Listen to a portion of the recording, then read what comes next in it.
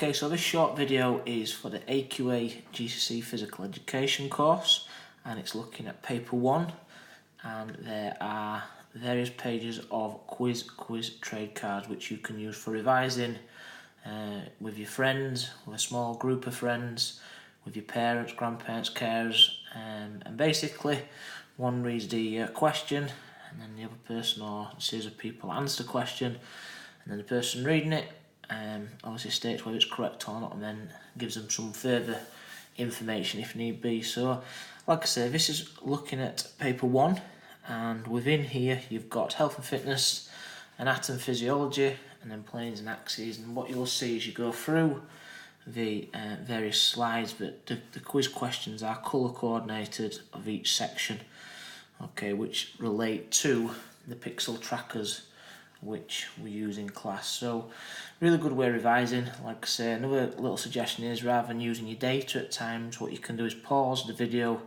and take a screenshot, and then you've got the questions on your phone in your camera roll as well. So another really useful way of using it. So hope you find them useful, and all the best with them.